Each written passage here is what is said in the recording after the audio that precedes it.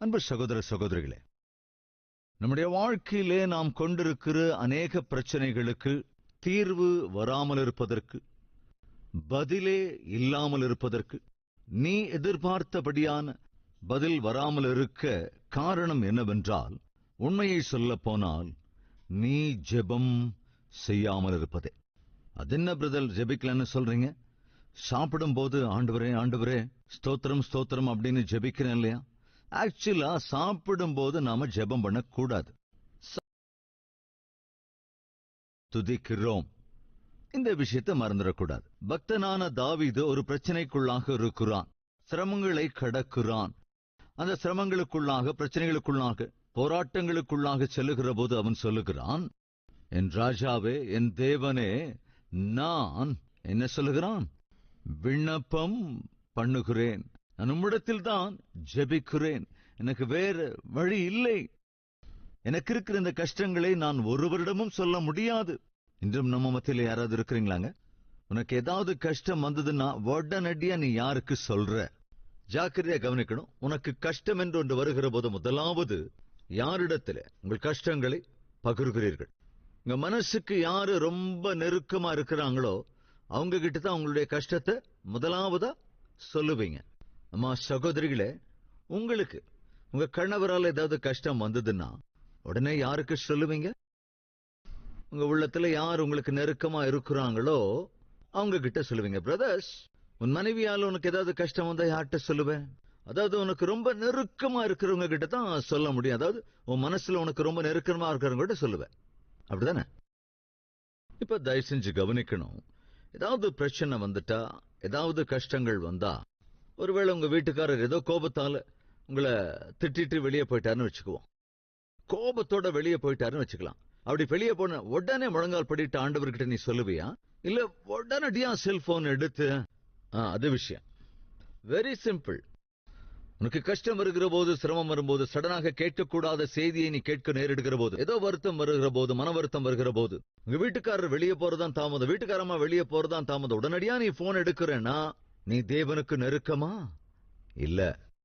தேவனை காட்டிலும் இன்னும் அதிக நெருக்கமாக அம்மாவோ, உன் அக்காவோ, உன் தங்கையோ, அல்லது ஒரு ஃப்ரெண்டோ, இல்ல மற்றவர்களோ, மற்ற யாரோ உனக்கு நெருக்கமா இருக்காங்க. ஆனால் தாவீது சொல்லுகிறான், உம்மிடத்தில் தான் விண்ணப்பம் பண்ணுவேன், அப்படின்னா உமக்கே அறிவிப்பேன், உம்மை தவிர எனக்கு வேறே கதின்னு யாரும் கிடையாது. இருக்கிறவர்கள் இருந்தாலும் என்னுடைய பிரச்சனைகளுக்கு அவர்களால் தீர்வு தர முடியாது. இன்று நம்முடைய வாழ்க்கையிலே இருக்கிற பிரச்சனைகள் தீர்வு காணப்பட வேண்டும் என்றால் அதற்கு ஒரே ஒரு வழி ஜெபம்தான். நான் ஜெபம் பண்ற நல்லா தான் ஜெபிக்கிறேன். நீ ஜெபம் பண்ணுகிறாய், ஆனால் பதிலை பெற்றுக்கொள்ளக்கூடிய ஜெபத்தை செய்வதில். ஏசாயாவின் புத்தகம் 43வது அதிகாரம் 22வது வசனம் என்ன சொல்லுகிறார்? யாக்கோபு, தேவன் என்ன சொல்லுகிறார்? யாக்கோபே, நீ என்னை நோக்கி கூப்பிடவில்லை, அல்லது என்னிடத்திலே முறையிடவில்லை. இங்கிலீஷ்ல இந்த இடத்துல என்ன எழுதப்பட்டிருக்கிறது என்றால் கிரை என்று எழுதப்பட்டிருக்கிறது.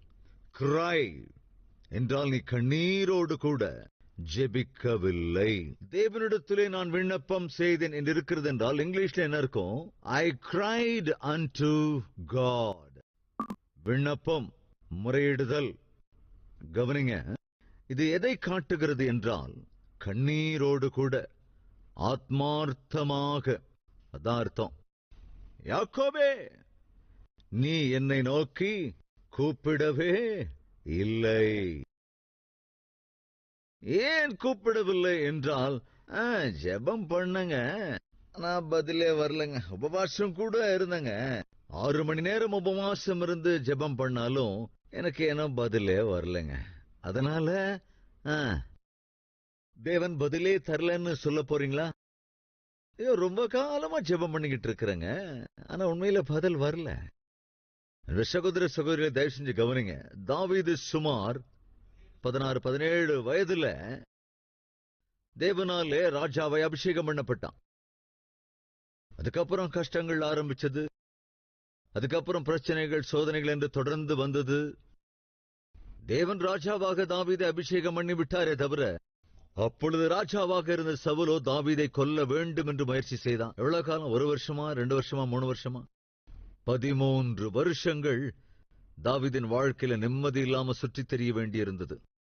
தாவீதின் விண்ணப்பத்திற்கு அநேக காலமாய் தாவீதால் பதில் காணவே முடியவில்லை. இன்னைக்கு நம்ம மத்தியில யாராவது இருக்கிறீங்களா? நான் ஜெபமெல்லாம் பண்ணிருக்கேன் பிரதர், உபவாசம் கூட இருந்திருக்கேன் பிரதர், தேவனுக்கு காணிக்கையெல்லாம் கொடுத்திருக்கேன் பிரதர், சுவிசேஷ தானம் கூட பண்ணிருக்கேன் பிரதர். ஆனாலும் ஏனோ தேவன் எனக்கு பதில் தரவே இல்லை பிரதர். அதனால எனக்கு சலிப்பு வந்து தேவ ஆலயத்துக்கு வர்றதே விட்டுட்டேன் பிரதர். சலிப்படைந்து தேவனுடைய ஆலயத்துக்கு வந்து ஜெபிக்கிறத விட்டுட்டேன் பிரதர். சலிப்பு வந்து உபவாசம் இருக்கிறதையும் விட்டுட்டேன் பிரதர். சலிப்பு ஏற்பட்டு உங்க பையன் 10th ஸ்டாண்டர்ட் நல்ல மார்க்குகள்லாம் வாங்கி பாஸ் பண்ணணும் அப்படின்னு ஆசைப்பட்டிருப்பீங்க.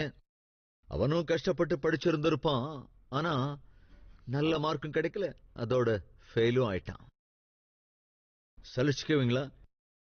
ஏண்டா, நான் உன்னை எவ்வளவு கஷ்டப்பட்டு படிக்க வச்சேன், உனக்கு ஃபீஸ் எல்லாம் கட்டினே, டியூஷன் ஃபீஸ் கூட கொடுத்தனே, 1000 கணக்குல உன் படிப்புக்காக நான் செலவு பண்ணிருக்கேனடா. 10th ஃபெயில் ஆயிட்டியே, இனிமே நான் உன்னை படிக்க வைக்கவே மாட்டேன், உன்னை படிக்க வைக்கிறதுல சலிப்பு உண்டாயிருச்சு அப்படின்னு நீங்க சொல்லுவீங்களா? என்ன செய்வீங்க? யோசிச்சு பாருங்க. ஃபெயில் ஆனான்னு கேட்ட உடனே கொஞ்சம் கோவப்படுவீங்க. ஆனா அதுக்கப்புறம் நீங்க என்ன செய்வீங்க? அவன் இன்னும் தொடர்ந்து படிக்கணும்னு தான் ஆசைப்படுவீங்க. படிக்க வைப்பீங்களா, படிக்க வைக்க மாட்டீங்களா? கட்டாயம் படிக்க வைப்பீங்க. படிக்க வச்சா நீ ஃபெயில் ஆயிடுற, நீ படிச்சும் ஃபெயில் ஆயிடுற, உன்னால முடியாதுன்னு நினைக்கிறேன்டா, சரி நீ படிப்பெல்லாம் வேண்டாம் அப்படின்னு எந்த தந்தையும் சொல்ல மாட்டாங்க. எப்படியாவது படிக்க வைக்க முயற்சி பண்ணுவான். இப்பெல்லாம் நீட்டுக்காக ரெடி ஆயிட்டே இருக்க வேண்டியிருக்கு, மெடிசன் சீட்டுக்காக ரெடி ஆக வேண்டியிருக்குல்ல. ஃபர்ஸ்ட் அட்டெம்ப்ட் பண்ணியாச்சு, வரல. இன்னொரு அட்டெம்ப்டும் பண்ணியாச்சு, முடியல. திருப்ப இன்னொரு அட்டெம்ப்டும் பண்றோம். சில பேர் ஐபிஎஸ்க்காக, ஐஏஎஸ்க்காக என்னென்னவோ முயற்சி எல்லாம் பண்றாங்க. 1 தடவையா, 2 தடவையா, 3 தடவையா கவர்மெண்ட் வேலை கிடைக்கணும்னு எவ்வளவு தரம் முயற்சி பண்றோம். ஒரு தடவை முயற்சி பண்றோம், சரியாகல, மறுபடியும் முயற்சி பண்ணத்தானே சரி. குரூப் 2 எக்ஸாம்ஸ்க்காக, குரூப் 1 எக்ஸாம்ஸ்க்காக எத்தனை தடவை முயற்சி பண்றோம். அதுல சலிப்பு வரதில்லையே. ஏன்னா ஏன் எரிச்சல் வரதில்லை? ஒரு நம்பிக்கை, அவ்வளவு திட நம்பிக்கை. இந்த வருஷம் இல்லைன்னா நெக்ஸ்ட் அட்டெம்ப்ட்ல நான் கண்டிப்பா வெற்றி பெறுவேன் அப்படிங்கிற நம்பிக்கை. உண்மையிலேயே உனக்கு அவ்வளவு நம்பிக்கை இருந்தா உன்னை சிருஷ்டித்து இருக்கிற தேவன் மீது இன்னும் எவ்வளவு நம்பிக்கை வச்சிருக்கணும்? கொஞ்சம் யோசிச்சு பாருங்க. வெற்றியை சாதிக்க வேண்டும் என்கிற ஒரு ஆசையில, வெற்றியை சாதிக்கணும் அப்படிங்கிற அந்த முயற்சியில நீ எவ்வளவும் பிரயாசப்படுற, என்ன வேணாலும் கஷ்டப்படுற. அப்படி இருக்கும்போது கட்டாயம் அதுக்காகவும் நாம ஜெபிக்கணும்ல. சலிக்காம, சலிப்ப வரவிடாம தேவ சந்நிதியில ஜெபிக்கணுமா இல்லையா? சகோதர சகோதரிகளே, அநேகருடைய வாழ்க்கையில இருக்கிற முக்கியமான பிரச்சனை என்னவென்றால், நாம் ஜெபிக்க வேண்டிய அளவுக்கு ஜெபம் செய்வதில்லை. உங்க பிள்ளை சாப்பிடுறான்னு பாக்குறீங்க, ஆனா வயிறார சாப்பிடுறது இல்ல. அப்ப அவனால ஆரோக்கியமா இருக்க முடியுமா? சில பேர் அப்படியே சும்மா சாப்பாட்டு பிளேட்ல கை வச்சு அப்படியே கிறுக்கிட்டே இருப்பாங்க. இப்படி இப்படி இப்படி இப்படி இப்படின்னு 1/2 மணி நேரம் அதே தான் செய்வாங்க. ஏதோ கொஞ்சம் தான் சாப்பிடுவாங்க. அப்ப ஆரோக்கியம் இருக்குமா? சாப்பிடுறான். ஐயோ சாப்பிட்டனே மம்மி. என்ன இது வரைக்கும் ஒரு 2 உருண்டை அல்லது 3 உருண்டை சாப்பிட்ட மாதிரியா? ஆனா அவன் அதைத்தான் சொல்லுவான், சாப்பிட்டேன்ல மம்மி. அதே போல சடனா முழங்கால் படிட்டு கொஞ்ச நேரம் கட கட கட கடன்னு ஜெபம் பண்ணிட்டு திரும்ப உடனே எழுந்து உடனே செல்போன், உடனே டிவி அல்லது உடனே ஃப்ரெண்ட்ஸோட பேசிடணும். என்னுடைய கேள்வி, ஒழுங்கா உட்கார்ந்து ஒழுங்கா முழங்கால் படிட்டு எந்த விதமான டிஸ்ட்ராக்ஷன் இல்லாம நிம்மதியா, அதாவது சிலர் ஜெபம் பண்ணும்போது டைம் பார்த்துக்கிட்டே இருப்பாங்க, எப்ப முழங்கால் படிக்கிறேன் அப்படின்னு டைம் பார்த்துக்கிட்டு தேவனோடு கூட பேசுவாங்க, ஜெபம் பண்ணுவாங்க, ஜெபிப்பாங்க. ரொம்ப நேரம் ஜெபம் பண்ணதுக்கு அப்புறம் மறுபடியும் டைமை பார்ப்பாங்க, 5 நிமிஷம் ஆயிருக்கும். ஆனா இவ்வளவு நேரம் ஜெபம் பண்ண 5 நிமிஷம் தாச்சா? ஆனா அவருக்கு எவ்வளவு தோணுது? ரொம்ப நேரம் ஜெபிச்ச மாதிரி தோணுது. இஷ்டமில்லாத வேலையை செஞ்சா அப்படித்தான் இருக்கும். அதே உனக்கு ரொம்ப விருப்பமான வேலையை செஞ்சா 1 மணி நேரம் அதை செஞ்சாலும் 10 நிமிஷம் தான் செஞ்ச மாதிரி இருக்கும். இன்னைக்கு நம்ம மத்தியில் அப்படிப்பட்டவங்க இருக்காங்களா இல்லையா? எல்லாத்துக்கும் நேரம் இருக்கும், ஆனா எல்லாத்துக்கும் நேரத்தை ஒதுக்கி வச்சிருப்பேன். ஆனா ஜெபம் செய்வதற்கு, அதுவும் கூட டிஸ்ட்ராக்ஷன்ஸ் எதுவும் இல்லாம, எந்த விதமான அழுத்தமும் இல்லாம ஜெபம் செய்கிற அனுபவம் நம்மில் எத்தனை பேர் இருக்கு? அதனாலதான் காலையில முதற்சாமத்திலேயே. அப்ப யாரும் போன் பண்ண மாட்டாங்க இல்லையா? நீ போன் பண்ணாலும் அது நடக்காதுல்ல. அதனால நான் இருட்டோட விடியற்காலையிலே எழுந்து அதிகாலை 3 மணியிலிருந்து 6 மணிக்கு மத்தியில இன்னும் இருட்டோடு இருக்கும் போதே எழுந்து ஜெபம் செய்வதென்பது பெரிய ஆசீர்வாதம். நீ ஜெபம் செய்கிற போது should not have any distractions, எந்த விதமான இடையூறும் இருக்கவே கூடாது. எனவேதான் தேவன் சொல்லுகிறார் மத்தேயு எழுதின சுவிசேஷத்துல, நீ ஜெபம் பண்ணுகிற போது, 6வது அதிகாரம் 6வது வசனம், நீயோ ஜெபம் பண்ணும் போது உன் அறை வீட்டுக்குள் பிரவேசித்து கதவை பூட்டி அந்தரங்கத்தில் இருக்கின்ற உன் பிதாவை நோக்கி ஜெபம் பண்ணு. அப்பொழுது அந்தரங்கத்தில் பார்க்கிற உன் பிதா வெளியரங்கமாய் பதில் தருவார். Be alone with God. தேவனோடு கூட தனிமையில் நேரத்தை செலவிடு. தனிமையிலேயே அவரோடு இரு. Face to face. தேவன் எனக்கு முன்பாக இருக்கிறார். வேதத்தில் நாம் பார்க்கிறோம், மோசேயை குறித்து நாம் பார்க்கும்போது அவன் தேவனோடு முகமுகமாய் பேசுகிறவன். அவ்வளவு அற்புதம் பாருங்க. ஃபேஸ் டு ஃபேஸ், முகமுகமாக தேவனோடே பேசுகிறவன்.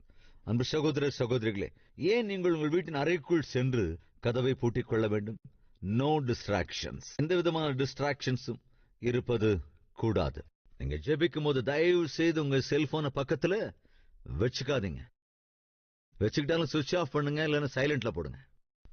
ஏனென்றால் நீ ஜெபம் செய்து கொண்டிருக்கும் போது செல்போன்ல ஒரு சின்ன பீப் சவுண்ட் வந்தா போதும், ஐயோ, அதாவது ஜெபம் பண்ணி கொண்டு இருந்தாலும் போன்ல ஒரு சத்தம் வந்தாலும் அல்லது வைப்ரேட் ஆனாலும் உடனே டிஸ்ட்ராக்ஷன்.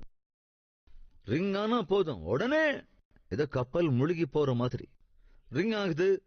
எடுத்த அந்த பக்கம் இருந்து ஒரு சத்தம் கேட்குது, புதிய ஷாம்பு மார்க்கெட்டில் வந்திருக்கிறது, வாங்குங்கள். அதுவா உனக்கு அவசியமானது? 5 லட்சம் ரூபாய் லோன் உங்களுக்கு ரெடியாக இருக்கிறது, வேண்டுமா? யாருங்க தருவாங்க 5 லட்சம் ரூபாய்? சும்மா அப்படியே தூக்கி கொடுத்துருவாங்களா? சகோதர சகோதரிகளே, ஜெபம் செய்வதற்கு நீ முழங்கால் படியிடுகிற போது உனக்கு எந்த விதமான டிஸ்ட்ராக்ஷனும் இருப்பதற்கு வாய்ப்பு தராத. ஏன்னு சொல்றேன் பாருங்க. ஒரு நாள் சார்ல்ஸ் ஸ்பர்ஜன் என்ற ஒரு பெரிய தேவதாசன் ஜெபித்துக் கொண்டிருந்திருக்கிறார். அதுக்கிடையில யாரோ வந்து சார்ல்ஸ் ஸ்பர்ஜனை சந்திக்கணும்னு நான் ஆசைப்படுறேங்க, அவர்கிட்ட சொல்லுங்க தேவ ஊழியக்காரர் ஒருவர் வந்திருக்கிறார் அப்படின்னு சொன்னப்போ, அந்த சார்ல்ஸ் ஸ்பர்ஜன் அவர்களிடத்துல இருந்த அந்த வேலையாள் கொஞ்சம் முன்ன பின்ன தயங்கிக்கிட்டே நிக்கிறார்.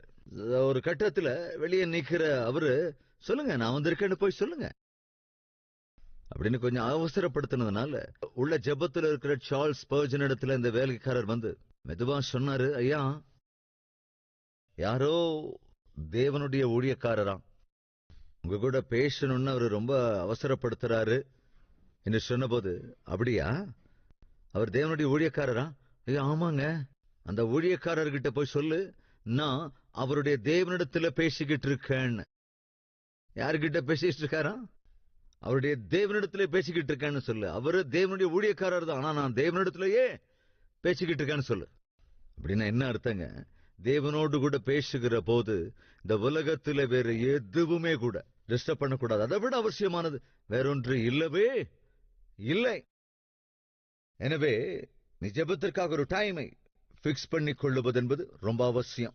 தேவனுக்காக ஒரு டைம் நீ பிக்ஸ் பண்ணி வச்ச, ஆண்டவரே இந்த டைமுக்கெல்லாம் உங்களுடைய சமூகத்துக்கு வந்துடும் ஆண்டவரே, இந்த டைம்ல கரெக்டா வந்து உங்களுடைய சமூகத்துல முழங்கால் படியிட்டுடும் ஆண்டவரே.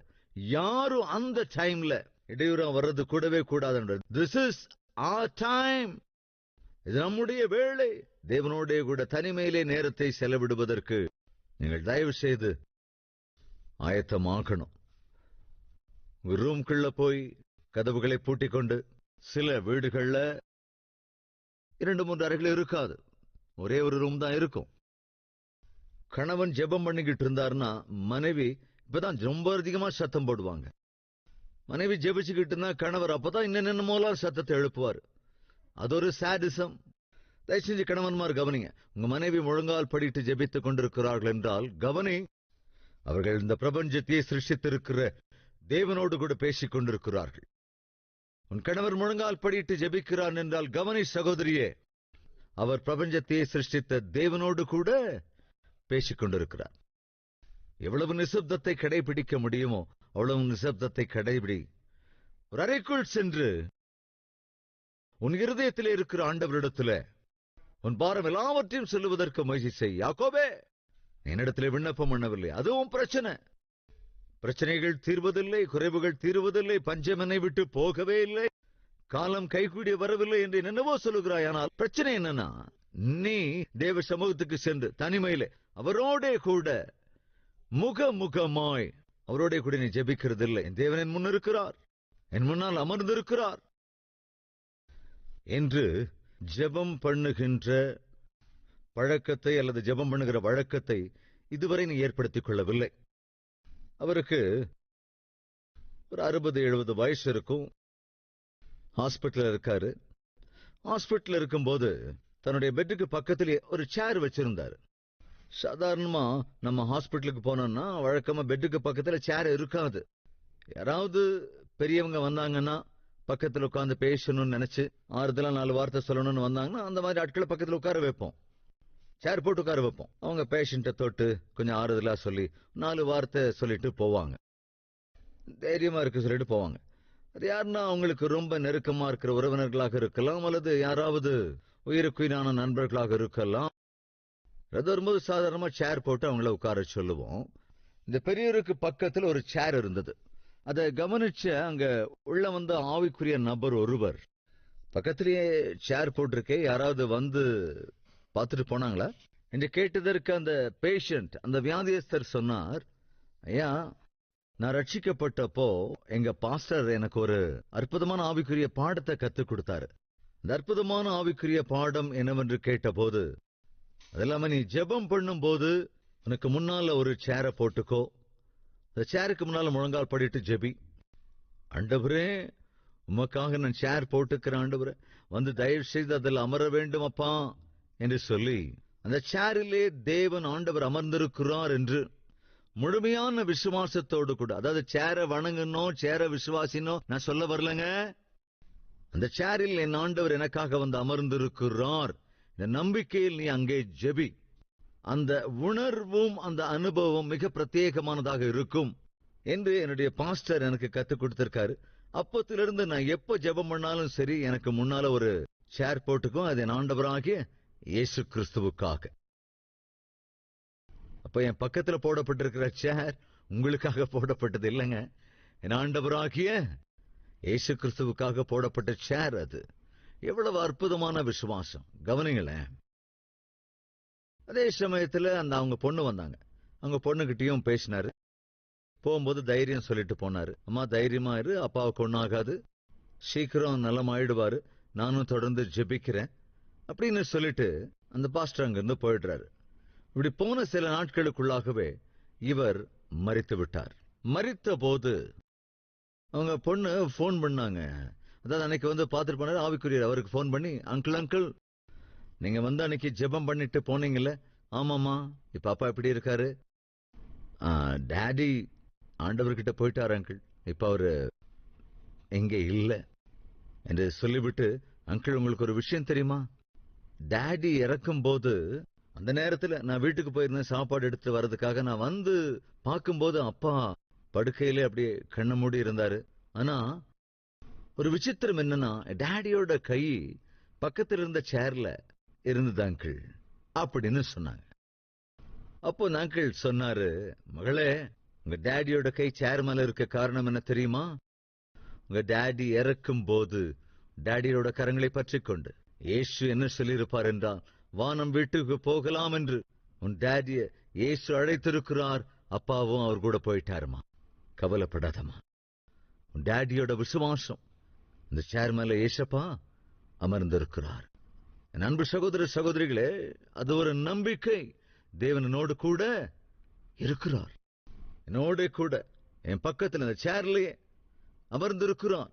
சில வேளைகளிலே நான் கூட எங்கேயாவது சோஃபாவுக்கு முன்னால ஜெபிக்க நேரிடும் போது அப்படிதான் சொல்லுவேன், ஆண்டவரே மோடே கூட பேச வேண்டும் என்று ஆசைப்படுகிறேன், நீர் வந்து இந்த சோஃபால கொஞ்ச நேரம் அமருவீரா அன்பு சகோதர சகோதரிகளே, நம் ஆண்டவரை நாம் அழைக்கும் போது அவர் இசைந்து வருகின்ற அற்புதமான தேவன். அவர் அது நடுராத்திரிங்கிறது இல்ல, விடியற் காலங்கிறது இல்ல, மட்ட மத்தியானம்ங்கிறது இல்ல. எப்போ தேவனோடு கூட பேச வேண்டும் என்று தோன்றினாலும் அப்பொழுது அவர் வார்த்தைகளை கேட்பதற்காக பரலோகத்திலிருந்து குனிந்து பார்க்கிற அற்புதமான அன்பே உருவான தேவன். நீ ஒருவேளை ஏழையாக இருக்கலாம், ஒன்றுமில்லாதவனாய் இருக்கலாம், திக்கற்ற நிலைமையில இருக்கலாம், உனக்கு யாருமே இல்லாத நிலைமை இருக்கலாம். ஆனால் நீ தேவனோடே பேசி ஜெபிக்க வேண்டும் என்று ஆசைப்பட்டால் நல்லா கவனி, பிரபஞ்சத்தையே ஆளுகை செய்கிற தேவன் உன் பட்சமாய் மிக தெளிவாய் கவனித்து பார்ப்பார். நீ உன் வாயினால் அறிக்கையிடுகிற ஒவ்வொரு வார்த்தையையும் அவர் கட்டாயமாக கேட்பார். ஏனென்றால் இந்த உலகத்திலே உன்னை காட்டிலும் மிகவும் மேன்மையான உயர்வான ஒரு மனிதன் தேவனுடைய பார்வைக்கு வேறொருவன் இல்லவே இல்லை. உன் பேச்சை உன் கணவர் கேட்காம இருக்கலாம், உன் பேச்சு உங்க மனைவி கேட்காம இருக்கலாம், உன் பேச்சு உன் பிள்ளைகள் கேட்காம இருக்கலாம், உன் பேச்சு உன் சொந்தக்காரங்க கேட்காம இருக்கலாம், நீங்க சொல்றத ஒருவரும் கேட்காம போகலாம். ஆனால் உன் வார்த்தைக்கு மதிப்பு கொடுத்து கேட்கிறவர் ஒருவர் இருக்கிறார். அவரே நான் பிரசங்கித்து அறிவிக்கிற ஆண்டவராகிய இயேசு கிறிஸ்து. எனவே நீ அவரோட கூட பேசுகிறதற்கு, உன்னுடைய கஷ்டங்களை, உன் பாடுகளை, உன் கண்ணீரை அவரிடத்திலே பகிர்ந்து கொள்வதற்கு ஒரு காலம் தயங்காதே. ஆபத்து காலத்தில் நீ என்னை நோக்கி கூப்பிடு, நான் உனக்கு மறு உத்தரவு அருளி செய்வேன் என்று வாக்கு பண்ணியிருக்கிறார் ஆண்டவராகிய இயேசு கிறிஸ்து. எனவே விண்ணப்பம் பண்ணு, என் ஆண்டவர் உனக்கு சீக்கிரத்திலேயே தம்முடைய பதிலை அருளுவார். யாக்கோபே, நீ என்னிடத்திலே விண்ணப்பம் பண்ணவில்லை. தாவீது சொல்லுகின்றான் என்னவென்று, கர்த்தாவே தேவனே, நான் விண்ணப்பம் பண்ணுவேன், உம்மிடத்தில் தான் வேண்டிக் கொள்ளுவேன். வேற யார்கிட்டையும் சொல்ல மாட்டான் ஆண்டவரே என் பிரச்சனையை. ஏனென்றால் யாரிடத்தில் சொன்னாலும் அந்த பிரச்சனையை கேட்பார்களே தவிர அதற்கான தீர்வை தருவதென்பது ஒருவராலும் சாத்தியமில்லாத காரியம். ஆனால் நம்முடைய ஆண்டவருடைய பிரத்யேகத்துவம் என்னவென்றால், அவர் கேட்கிறவர் மாத்திரம் அல்ல, கேட்டு உன் பிரச்சனைகளுக்கான தீர்வை அருளி செய்கிற ஆண்டவர்.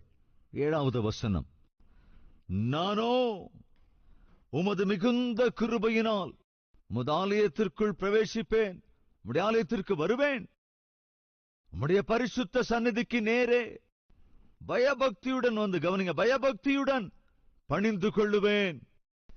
அந்நாட்களிலே எருசலேமில் மாத்திரம்தானே ஆலயம் இருந்தது. எருசலேமில் இருந்தவர்கள் எல்லோருமே ஆலயத்திற்கு செல்லுவார்கள்.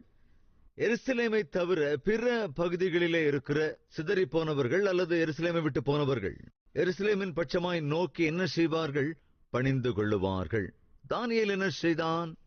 தன்னுடைய ஜன்னல் கதவுகளை திறந்து எருசலேம் பட்சமாய் முழங்கால் படியிட்டு ஜெபம் செய்தான். கவனிங்க, அது யூதர்களுடைய வழக்கம். இருக்கிற போது உம்முடைய ஆலயத்திற்குள் பிரவேசிக்கிறேன், இல்லாத போது உம்முடைய ஆலயம் இருக்கும் பட்சமாய் நோக்கி நான் பணிந்து கொள்வேன். அன்பு சகோதர சகோதரிகளே, நாம் இருக்கிற போது கட்டாயமாக தேவனுடைய சன்னதிக்கு வர வேண்டும், பிரவேசிக்க வேண்டும்.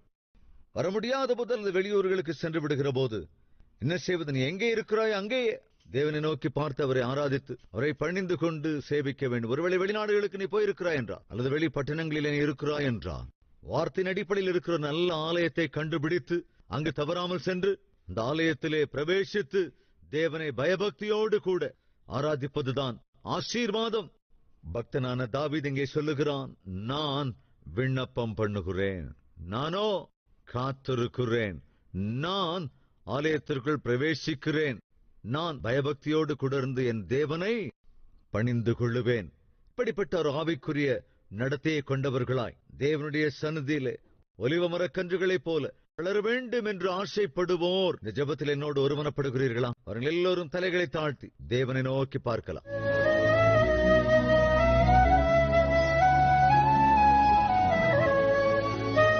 மகா பரிசுத்தமும் அன்பும் நிறைந்த பிதாவே, நீர் என்னையும் எங்களையும் உயிருக்குயிரா நேசிக்கிறீர். அந்த அன்பை காட்டவே இந்த உலகத்திற்கு நீர் வந்தீர். அப்பா, உம்முடைய அன்பை அப்படி உணர்ந்து கொள்ளுவதிலே உம்முடைய சமூகத்திற்கு தனிமையிலே வந்து எங்கள் மனதில் இருக்கிற எல்லாவற்றையும் உம்முடைய அர்ப்பணித்துக் கொள்ளக்கூடிய தனித்துவமான, அற்புதமான, பிரிக்க இயலாத பிரிந்து போகாத ஆவிக்குரிய பந்தத்தை ஆண்டவரே பலமாய் எங்களுக்கு அருளி செய்யுங்க ராஜா. வேறு பிரிக்கவே முடியாத, வேறு பிரிக்க கூடாத நித்தியத்துவத்துக்காக தெரிந்து கொள்ளப்பட்டிருக்கிற ஒரு பலமான பந்தத்தை நாங்கள் உள்ளவர்களாய் பிணைத்துக் கொண்டு மோடே கூட எங்கள் இருதயத்தை பகிர்ந்து கொள்ளுகிற அற்புதமான ஆவிக்குரிய வாழ்க்கை எங்களுக்கு அருளி செய்யுங்கப்பா. வீணாய் பேசுகின்ற வார்த்தைகளிலிருந்து எங்களை விடுவீங்க.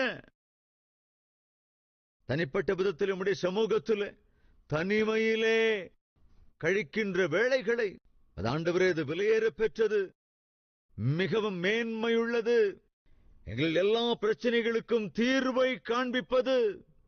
அதே போல நம்முடைய சமூகத்திலே நாங்கள் வந்து விண்ணப்பம் பண்ணும்போது எங்கள் பாரங்கள் எல்லாவற்றையும் எங்களை விட்டு அகற்றி விடுவீர்.